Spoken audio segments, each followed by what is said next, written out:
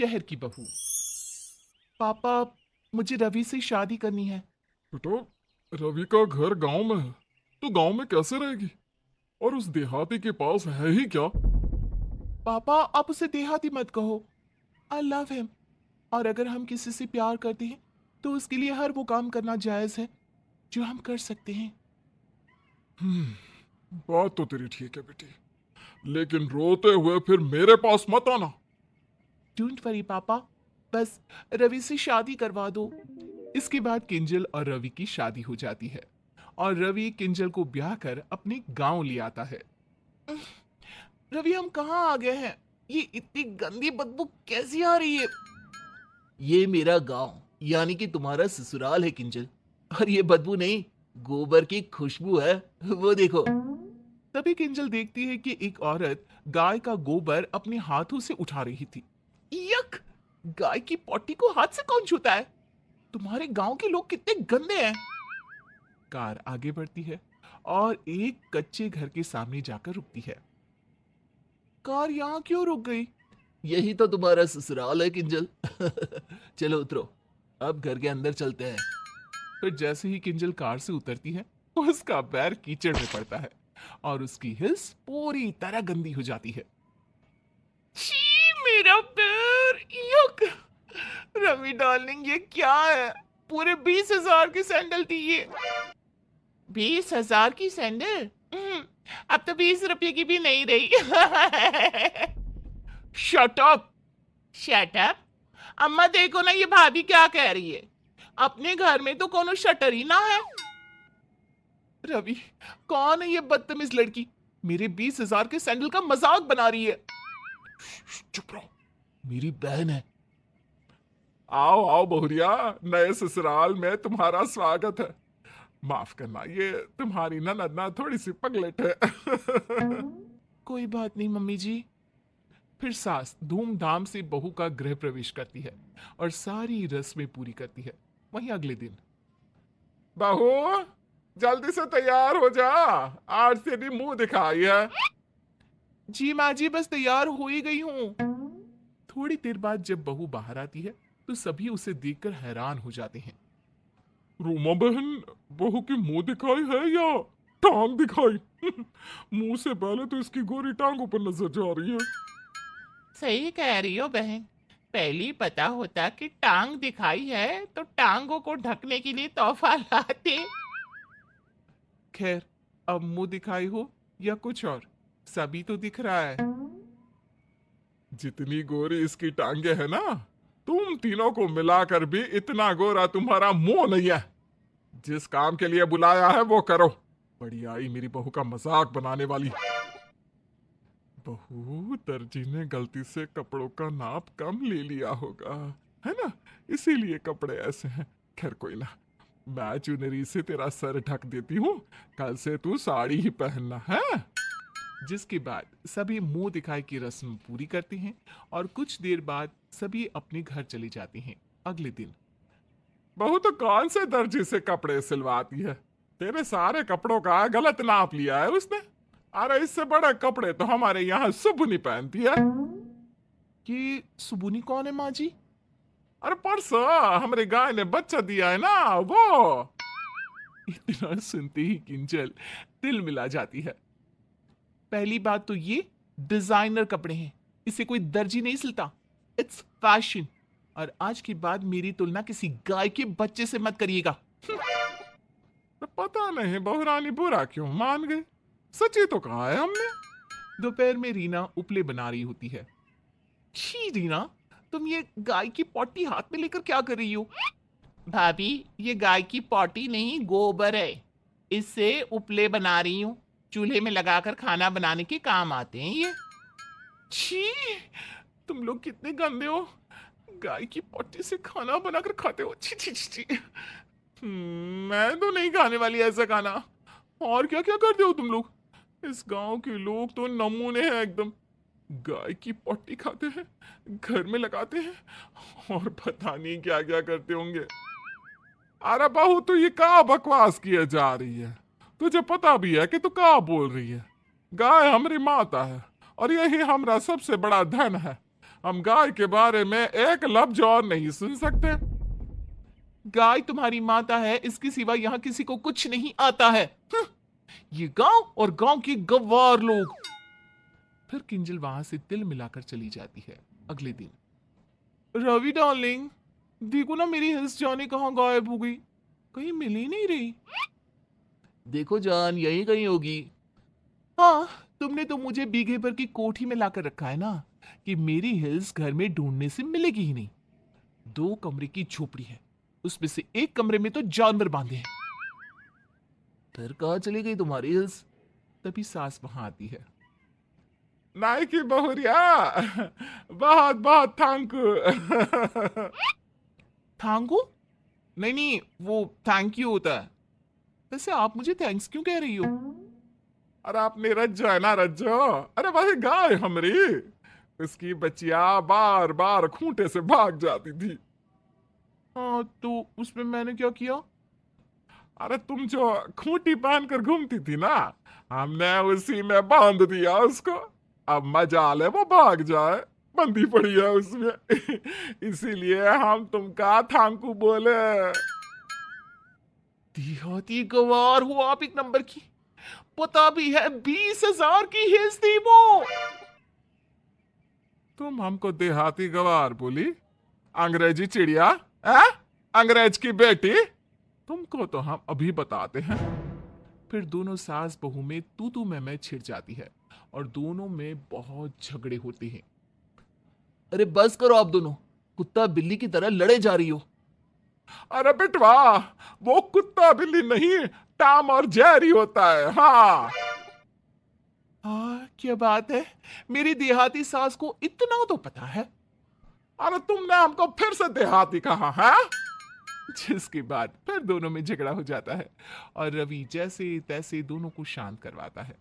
रात के वक्त कमरे में, रवि मैं यहां नहीं रह सकती यार, एक तो 2 कमरे की झोपड़ी, ऊपर से कोई सुख सुविधा नहीं है यहाँ पर।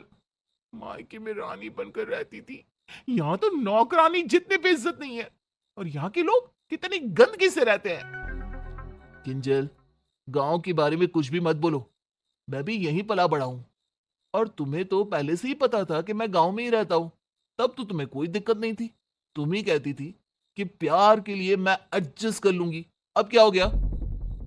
तुम क्या कहना चाहते हो रवि, कि मेरी चॉइस गलत है?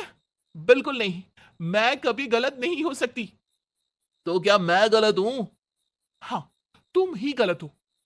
इतनी गंदी जगह लाके रख दिया है मुझे, और ये इंसानों के रहने लायक जगह भी है क्या भला? ऊपर से तुम्हारे देहाती घर वाले हिल्स को खूंटा समझकर गाय के बच्चे को बांध दिया। मेरे कपड़ों की तुलना उस गाय के बच्चे से करते हैं। सही तो कहते हैं, गांव में ऐसे कपड़े नहीं पहने जाते, यहां रहना है तो यहाँ के तौर तरीके से ही रहना होगा।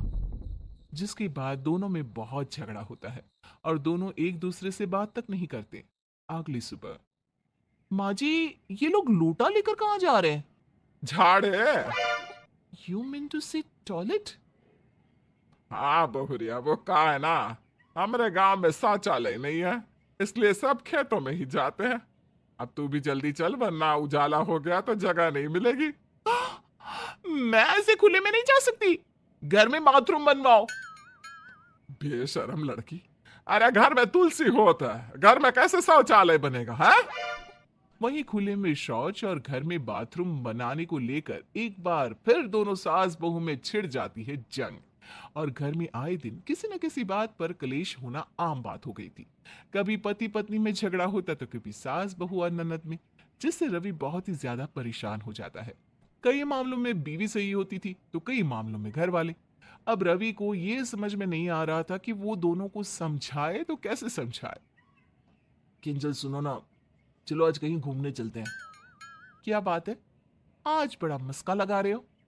देखो, अगर घर में एडजस्ट करने को लेकर बहलाने या फुसलाने आए हो ना, तो ये भूल जाओ, मुझसे नहीं होगा ये। ऐसा लगता है कि किसी कबाड़ खाने में लाके रख दिया है मुझे। आई नो डार्लिंग, तुम्हें कितना बुरा फील होता होगा, इसीलिए मैंने एक प्लान बनाया है। कैसा प्लान? हमारे पूर्वजों की एक पुरानी हवेली है, माँ ने उसे किराए पर दे रखा है ताकि लाखों का रेंट मिल सके। तो हम वहां क्यों नहीं रह सकते? अरे वही तो बताया मैंने माँ को, लेकिन लाखों का रेंट मिलता है ना, इसलिए माँ वहां रहने के लिए कभी नहीं मानेंगी। उनको मनाने का एक ही तरीका है जो तुम कर सकती हो। पर वो काफी मुश्किल है। अरे तुम बताओ तो सही, मैं सब करूंगी। तभी रवि किंजल के कान में कुछ कहता है। नेवर, कभी नहीं हो सकता ऐसा। हम्म तो रानी बनकर महलों में रहने का सपना सपना ही समझो। अच्छा ठीक है, मैं ये सब करने को तैयार हूं, लेकिन बस 6 महीने तक। अगर 6 महीने में तुम्हारी माँ नहीं मानी तो ठीक नहीं होगा, समझ लेना। तुम मान गई ना मेरी जान, माँ भी मान जाएगी। वहीं अब रवि अपनी माँ के पास जाता है। माँ, किंजल आपसे बहुत लड़ती है ना? अरे मैं तो उस शहरी बहू से बहुत परेशान हो चुकी हूँ। ना जाने कब यहाँ के तार तरीके समझेगी वो। माँ वो समझ जाएगी, लेकिन आपको भी कहीं ना कहीं उसकी कही बातों को समझना होगा। अगर मेरे बहू मेरे मुताबिक रहती है तो मैं उसे बेटी से भी ज्यादा प्यार करूंगी। पहले वो समझे तो। अगले दिन सुबह सुबह किंजल सास के पास आके उनके पैर छूती है। शहरी बहू को सर से पैर तक साड़ी में ढकी हुई देखकर सास बहू हैरान होती है। सासू माँ, आशीर्वाद दीजिए। अरे जग जग जियो बहुरिया। सासू माँ, आज मैंने अपने हाथों से नाश्ता बनाया है, टेस्ट करके बताना कैसा बना है। एक ही दिन में इतना बदलाव। अरे जो लड़की घुटने के नीचे कपड़े नहीं पहनती थी, आज मेरे लिए नाश्ता लेकर घुटने पर बैठी है। वाह क्या बात है। इस तरह किंजल हवेली में रहने की लालच में अपनी सास की खूब सेवा करती है। वहीं किंजल से खुश होकर उसकी सास भी उसके मन मुताबिक के काम करने लगती है, और धीरे धीरे कच्ची झोपड़ी से उनका पक्का मकान बन जाता है, और घर में ही वॉशरूम भी बन जाता है। फिर एक दिन, भाभी कपड़े धोने जा रही हो तो मेरे भी कपड़े ले लो, बहुत गंदे हैं। ठीक है रीना। फिर किंजल ढेर सारे कपड़े लेकर उसे धोने चली जाती है। बेचारी मेरी बहू, इतना सारा कपड़ा रोज अकेले कैसी धोती होगी। रवि, जा जाके अभी वॉशिंग मशीन लेकर आ। अब मैं अपनी बहू को और हाथ से कपड़े धोने नहीं दूंगी।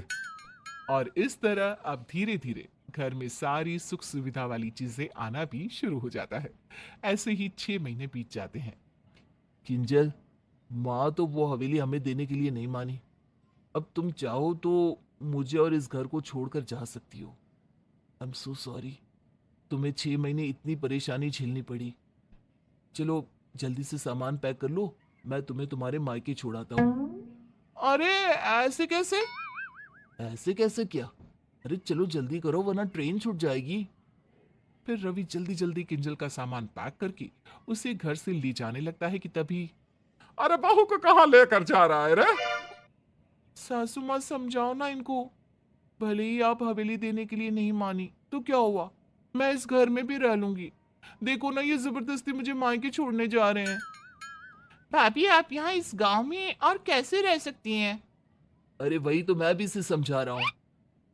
जिसके बाद दोनों यानी कि ननद और पति हंसने लगते हैं। अरे बेटा बस कर ना। अब तुम दोनों बहू की टांग खींचना बंद करो। क्या मतलब सासू माँ? अरे बहू, रवि हम दोनों को सबक सिखाना चाहता था, इसलिए ये सब इसकी चाल थी। और इस 6 महीने में हम दोनों सास बहू ने एक दूसरे की हर बात मानी, जिससे हम दोनों के बीच में होने वाले झगड़े खत्म हो गए और सही और गलत के बीच का अंतर हम दोनों को समझ में आ गया। सही कहा माँ जी आपने। और देखिए ना, मैं हवेली की लालच में ये सब कर रही थी, और मेरा घर तो अब खुद ही हवेली जैसा बन गया है। और इस तरह शहर की बहू भी गांव में एडजस्ट भी हो जाती है, और अपने गांव वाले ससुराल को भी थोड़ा एडजस्ट करवा लेती है। और दोनों की तरफ से थोड़े थोड़े एडजस्टमेंट से सभी हंसी खुशी से रहते हैं।